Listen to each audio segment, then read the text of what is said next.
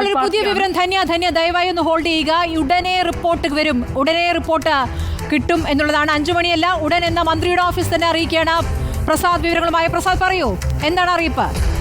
അതേ സ്മൃതി, ഏറ്റവും പ്രധാനപ്പെട്ട വിവരമാണ്. അതായത് ഇത് സർക്കാർ വൈകിപ്പിക്കുന്നു എന്നുള്ള വാർത്ത തീർച്ചയായും അത് മന്ത്രിയുടെ ഓഫീസിനെ സംബന്ധിച്ച്, സർക്കാരിനെ സംബന്ധിച്ച് ഏറെ പ്രതിസന്ധി ഉണ്ടാക്കുന്നതാണ്. അതുകൊണ്ട് തന്നെയാണ് കൃത്യമായ വിവരം മന്ത്രിയുടെ ഓഫീസിൽ നിന്ന് വരുന്നത്. നിങ്ങൾ 5 മണി എന്ന്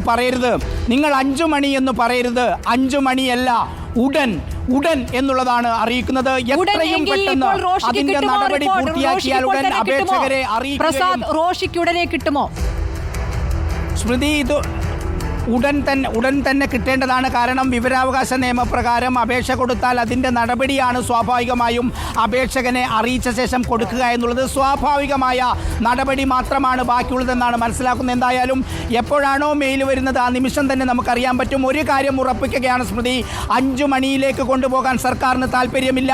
അതിൻ്റെ ഇടയിൽ ഏതെങ്കിലും രീതിയിലുള്ള കോടതി ഇടപെടൽ ഉണ്ടായാൽ അത് തീർച്ചയായും നമ്മൾ കഴിഞ്ഞ ദിവസം പറഞ്ഞതുപോലെ സർക്കാരിൻ്റെ കള്ളക്കളിയായി വ്യാഖ്യാനിക്കും എന്നുള്ളത് കൊണ്ടായിരിക്കണം ഈ നിർണായകമായ തീരുമാനം.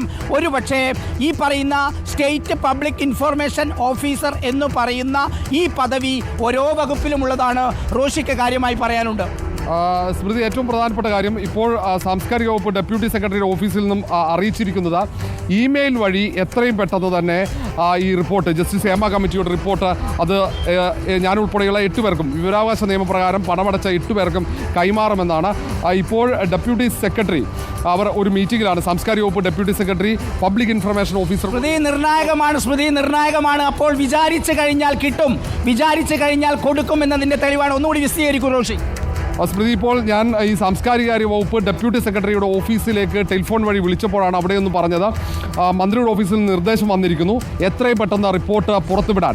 അത് ഇമെയിൽ വഴി അതിൻ്റെ സോഫ്റ്റ് കോപ്പി നമ്മൾ അല്പസമയം മുമ്പ് ചർച്ച ചെയ്തതാണ്. കാരണം നേരത്തെ 5 മണി എന്നത് ആ ഹാർഡ് കോപ്പി പുറത്തുവിടാനാണ്. അത്രയും സമയം നൽകിയാൽ ചിലപ്പോൾ ഇത് പുറത്തു വരുന്നത് തടയപ്പെടാൻ സാധ്യതയുണ്ടെന്ന്. വിവരാവകാശ നിയമത്തിൻ്റെ നടപടിക്രമങ്ങളിലേക്ക് വന്നാൽ നമ്മളൊരു അപേക്ഷ കൊടുത്ത് ആ അപേക്ഷ പ്രകാരം പിന്നീട് കോപ്പിയെടുത്ത് നൽകാനുള്ളതാണെങ്കിൽ കോപ്പി എടുക്കുന്നതിൻ്റെ പണമടച്ചാൽ പിന്നീട് അപേക്ഷകനെ അറിയിക്കണം എന്നുള്ളത് മാത്രമാണ്. ഇതിപ്പോൾ നമ്മളെ പലതവണ അറിയിച്ചു കഴിഞ്ഞു. ആദ്യത്തെ തവണ ഹൈക്കോടതിയുടെ ഭാഗത്ത് നിന്ന് വന്ന സ്റ്റേ, 2ാമത്തെ തവണ ഹൈക്കോടതിയെ സമീപിക്കുന്നു എന്ന് പറയുന്നു, 3ാമത്തെ തവണ ഒന്നുമില്ലാതിരുന്നിട്ട് പോലും കിട്ടാതിരിക്കുന്ന ഒരു സാഹചര്യം നിലവിൽ. പക്ഷേ ആ നടപടി പൂർത്തിയാക്കിയത് കൊണ്ട് തന്നെ ഇനിയിപ്പോൾ വിവരാവകാശ കമ്മീഷനെ വിവരാവകാശ നിയമപ്രകാരം വീണ്ടും അറിയിച്ച് തിരിച്ചു വിളിക്കേണ്ട കാര്യമില്ല.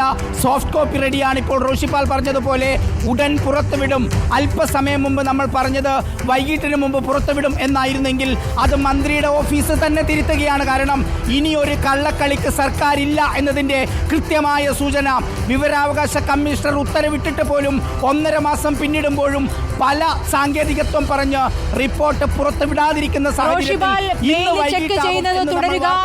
അല്പനിമിഷത്തിനകം ഹേമ കമ്മിറ്റി റിപ്പോർട്ട് നിങ്ങളുടെ മുന്നിലേക്ക് എത്തുകയാണ്.